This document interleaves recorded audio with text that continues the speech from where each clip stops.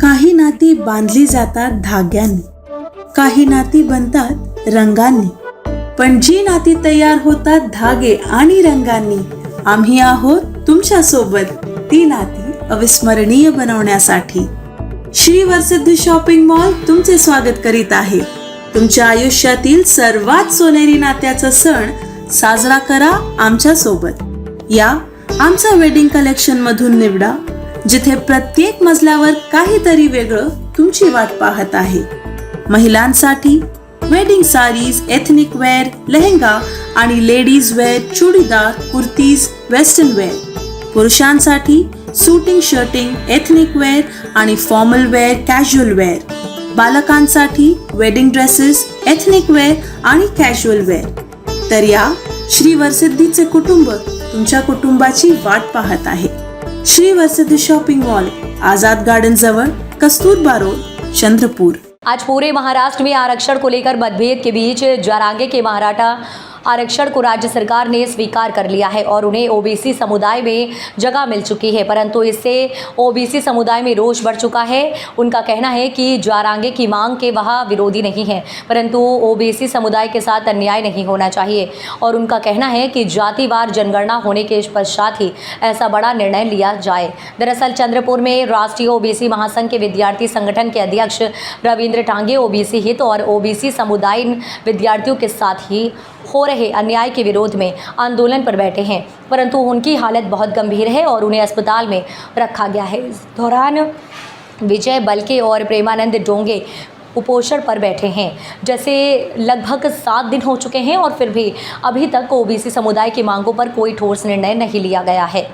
हालांकि जल्द ही इस विषय पर एक राजकीय बैठक करने की घोषणा राज्य सरकार ने कर दी है, परंतु इसका किस हद तक ओबीसी के हित में होगा इसकी कोई कल्पना नहीं की जा सकती. इसी उपोषण को भेंट देते हुए शिक्षक अधिकारी सुधाकर अड़बाले ने बयान देते हुए कहा कि इस कालावधि में मराठा, धनगर और ओबीसी समुदाय को गाजर दिखाकर भेद निर्माण करने का कार्य किया जा रहा है. साथ ही 100% सरकारी नौकरी पूर्ण होने की घोषणा का निर्णय और महाराष्ट्र में सरकार ने सरकारी कार्यों निजीकरण करने की वजह से बेरोजगारी की समस्या बढ़ा दी है. ऐसा आरोप लगाते हुए सुधाकर अड़बाले ने अनेक बड़े बयान और बातें कही है. तो आइए जानते हैं उन्होंने क्या कहा. ओबीसीच्या शिष्टमंडळासोबत काय सांगाल, काय भूमिका राहील पुढील आंदोलनाची याबाबत? राष्ट्रीय ओबीसी महासंघाच्या मार्फत 10 सप्टेंबरपासून नागपूर आणि चंद्रपूरला अन्नत्याग आंदोलन सुरू आहेत. आणि या अन्नत्याग आंदोलनासाठी चंद्रपूरमध्ये राष्ट्रीय ओबीसी महासंघाचा विद्यार्थी संघटनेचा अध्यक्ष रवींद्र टोंगे हे सतत त्या दिवशी 10 तारखेपासून उपोषण करते आहे. त्यांना दवाखान्यामध्ये ॲडमिट करण्यात आलेलं आहे. त्याच्याऐवजी चंद्रपूरला विजय बल्के आणि प्रेमानंद जोगी हे उपोषणाला बसले आहे. यांच्या उपोषणाचा सुद्धा आज 7वा दिवस आहेत आणि हे आंदोलन सतत सुरू राहणार आहे. जोपर्यंत ओबीसीच्या रास्त मागण्या मंजूर होणार नाही तोपर्यंत हे आंदोलन सतत आपल्याला करावं लागणार आहेत. आज मुख्यमंत्र्यांनी राष्ट्रीय ओबीसी महासंघाच्या पदाधिकाऱ्यांना चर्चेसाठी बोलावलेलं आहे. चर्चा जर सफल झाली तर त्याच्यामध्ये राष्ट्रीय ओबीसी महासंघाचे जशा काही सूचना येतील त्याप्रमाणे पुढे कारवाई केली जातील. परंतु आमच्या रास्त मागण्या आहे. रास्त मागण्यांमध्ये जालन्याला जे जरांगे पाटलांनी आंदोलन केलं आणि त्यांनी मागणी केली मराठ्यांना सरसकट कुणबी प्रमाणपत्र देऊन ओबीसीमध्ये त्यांचा समावेश करण्यात आला. या बाबीला आमचा विरोध आहे. मराठ्यांना आरक्षण देण्याबद्दल विरोध नाही. ओबीसी कुणबी प्रमाणपत्र देऊन ओबीसीमध्ये येण्याची जी मागणी करत आहे हे चुकीची मागणी आहे. अशा पद्धतीची मागणी कदापि ओबीसी या ठिकाणी खपवून घेणार नाही. बिहारच्या धर्तीवरती या महाराष्ट्र सरकारने सुद्धा जातनीय जनगणना करावी आणि त्या प्रमाणामध्ये आम्हाला आरक्षण देण्यात यावं. या महाराष्ट्राच्या 36 जिल्ह्यामध्ये शासनानं आश्वासन दिलं, सभागृहामध्ये आश्वासन दिलं की मुलींसाठी आणि मुलांसाठी 100 खाटांचे वसतिगृह आम्ही तयार करू. या 36 जिल्ह्यामध्ये 72 वसतिगृह सुरू करण्याचं सभागृहामध्ये माझ्या तारांकित प्रश्नाला उत्तर दिलं. 15 ऑगस्टपर्यंत हे वसतिगृह सुरू करण्याचं आश्वासन दिलं, परंतु अजूनही काही जिल्ह्यामध्ये वसतिगृह सुरू झालेले नाहीत. स्वाधार योजनेचा ज्या विद्यार्थ्यांना वसतिगृहात प्रवेश मिळणार नाही त्या विद्यार्थ्यांना स्वाधार योजनेचा लाभ देण्यात यावा अशा प्रकारच्या प्रमुख मागण्या घेऊन आंदोलन करते आहे.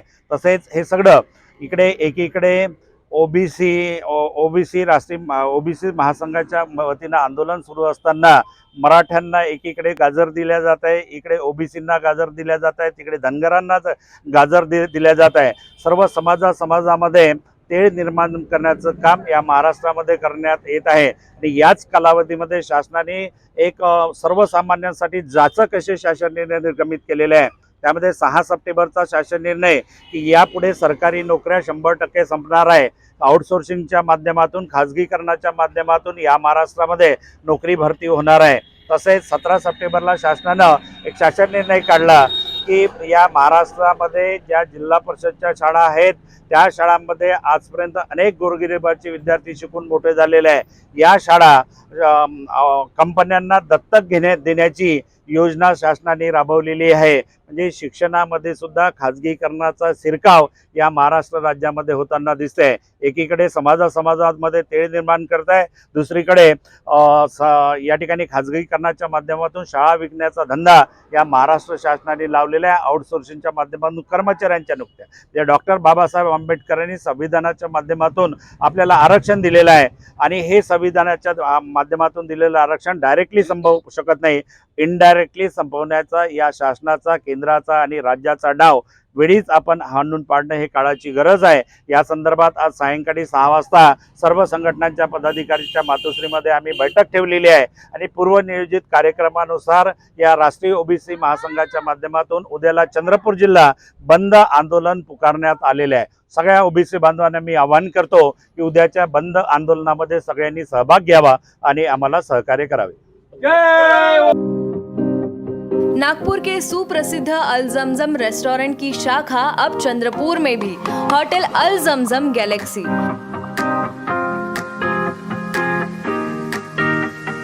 वेज, नॉनवेज और चाइनीज खाने के लिए आलीशान फैमिली रेस्टोरेंट, साथ ही अल जमजम सेलिब्रेशन लॉन, शादी, पार्टी, बर्थडे और किसी भी मीटिंग या समारोह के लिए सर्वोत्तम स्वाद और सेवा की गारंटी।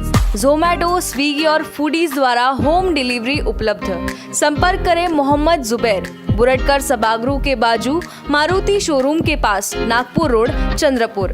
Mobile number 9552227186 9322899635। हाल ही में नागपुर में आए प्राकृतिक आपदा के बाद में सभी नागपुर वासी घबराए और असमंजस में पड़े हुए हैं, जिस पर नेताओं द्वारा अनेक बातें उठाए जा रहे हैं। और नागपुर जैसी स्मार्ट सिटी में इस प्रकार की घटना होने के पीछे का कारण क्या है, ये सवाल भी बना हुआ है। इसी बीच महाराष्ट्र के मदद व पुनर्वास मंत्री अनिल पाटिल ने जिलाधिकारी कार्यालय में इसी संबंध में चर्चा के लिए पत्रकारों से बातचीत की, जिसमें पत्रकारों ने बाढ़ के पीछे की पूरी सच्चाई और उसके भरपाई से जुड़े अनेक सवाल किए, जिस पर बोलते हुए अनिल पाटिल ने उनके विवादित और बड़े बयान दिए। आइए जानते हैं उन्होंने क्या कुछ कहा।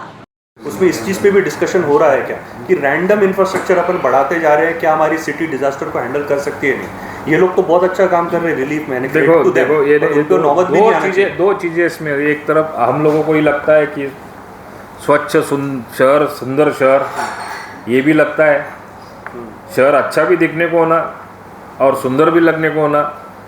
एक तरफ ये डेवलपमेंट भी हम लोगों को लगती है और दूसरी तरफ डिज़ास्टर के हिसाब से ऐसा प्रसंग समझो, मैंने जो मालूमात ली उस हिसाब से ये जो प्रसंग हुआ 94 के बाद में अभी हुआ।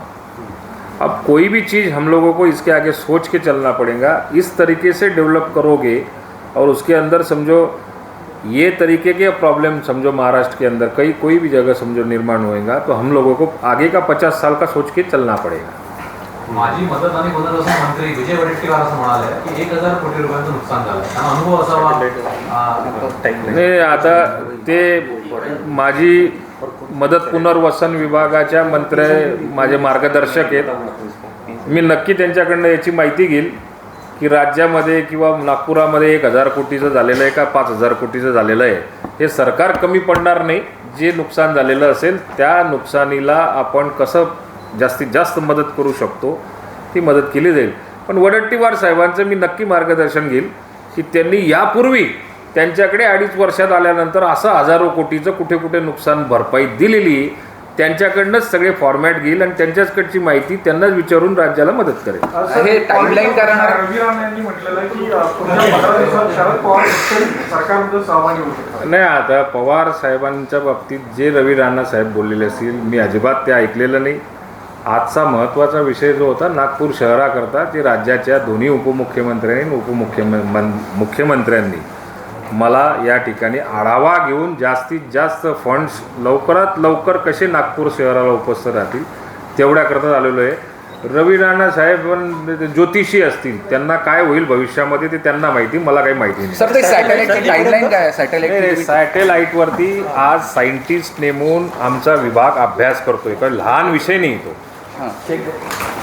लहान विषय नाही आहे, पण याच्यावरती एक सायंटिस्ट आम्ही हायर करतोय. कारण त्या क्षेत्रातला अभ्यास असलेला व्यक्ती जो असेल तो जोपर्यंत याच्यावरती त्याचं ओपिनियन एकदम व्यवस्थित देत नाही, त्या ओपिनियनबरोबर त्या सॅटेलाईटबरोबर मुख्यमंत्र्यांनी आणि अजितदादांनी मला ह्या सूचना केलेल्या आहेत की याला कृषी विभागाला काय फायदा होऊ शकतो, अन्य कुठल्या विभागाला याच्यात फॉरेस्टला इन्क्लूड करता येऊ शकतो का, मदत पुनर्वसन विभागाचं जरी असलं तरी राज्याच्या इतर विभागांना याचा ज्यांना ज्यांना फायदा होऊ शकतो त्या विभागांचं त्याच्यामध्ये इन्क्लूड केलं तर तो एक विचार करायचा चाललं आहे.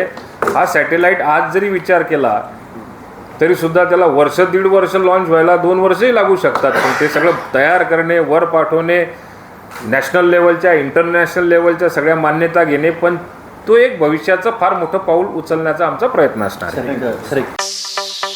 Kancha's Fast Food, most famous and best Chinese fast food center of Chandrapur. Best stays, outdoor and indoor sitting arrangements, best services at reasonable rates. We offer veg Manchurian, paneer Manchurian, veg chili, chili chana, chili paneer, veg noodles, Hakka noodles, Szechuan noodles, cocktail rice, paneer rice, Szechuan rice, fried rice. Available for home delivery, marriages and all other parties. Kancha's Fast Food, opposite Government ITI, near Varora Naka, Civil Lines, Chandrapur. Mobile number 7722 008812.